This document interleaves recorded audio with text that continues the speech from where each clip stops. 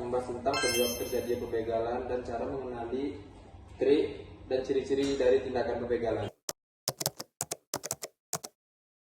Sebenarnya aku mau nanya nih ke kalian semua, apa sih penyebab utamanya terjadinya pembegalan di masyarakat?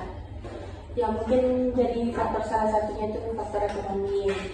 Kondisi ekonomi yang tidak stabil, apalagi di negeri kita kan penganggurannya tinggi, pendapatan yang tidak mencukupi. Jadi mendorong orang tersebut untuk melakukan pembegalan. Oke, kalau yang lain gimana? Orang tuh malas kerja, pengen yang instan, meninggal. Tapi kalau malas kerja sih menurut aku, kan kalau begal itu kan ya dia juga melakukan pekerjaan kan. Tapi kan instan. Iya. Kenapa? Oke, kalau yang lain gimana? Faktor judi online juga, soalnya di Indonesia ini kan angka pengguna judi online itu sangat tinggi ya, jadi ya dari orang-orang itu jadi kebutuhan gitu, mau secara instan apa hasilnya yang ngebegal. Kemarin dia pun Kemarin gimana? Menurut saya itu ada juga faktor lingkungan. Apa saja langkah-langkah hukum yang diambil setelah terjadinya pembegalan? Lakukan pelaporan, Lapor kepada pihak wajib posisi. Terus nanti kan polisi melakukan penyidikan tuh, termasuk mencari alat bukti. Itu Mula polisi mencari pelaku atau tersangka pembegalan. Kalau dapat, kalau enggak ya udah tetap lanjut penyidikan dulu.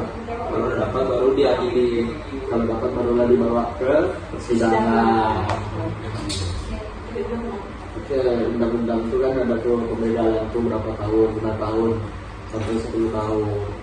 Kalau pembegalannya anak-anak di bawah umur itu biasanya dilakukan tindak pendidikan. Kan Itu kayak ngasih efek jerah gitu nggak sih? ya, kan ada sekarang tuh namanya penjara anak. Balai anak.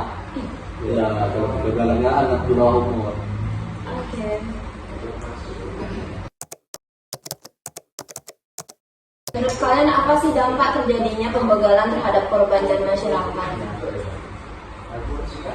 Banyak, pasti kerugian barang yang dibegal, ya finansial, salah satu ketidakamanan pada masyarakat.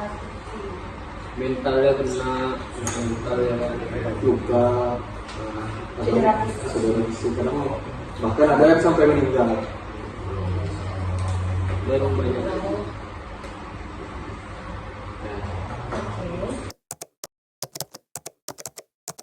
Bagaimana pembegalan dapat dicegah melalui pendidikan?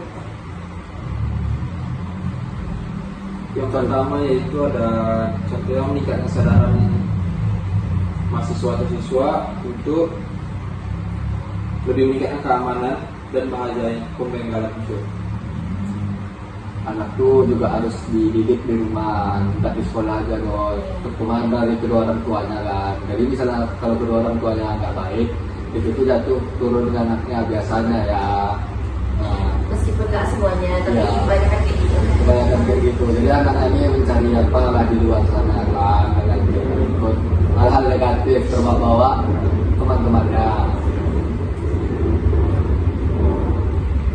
Terus di sekolah tuh juga Salah satunya kayak misalnya nih kita di sekolah kan belajar yang benar gitu kan. Jangan ikut tawuran, ikut-ikutan tawuran. ya, Kayak lagi. Oke, pertanyaan terakhir. Apa dampak psikologis pembegalan terhadap korban? Dampak yang pertama pasti itu trauma yang dalam, terus nggak berani kemana-mana, ya jadi ya takut kemana-mana. Ya kayak karena nyerahnya ke mental ya. ya, dan itu bisa mengakibatkan di masa depan juga, di masa depan anak tuh. Satu jiwa sudah.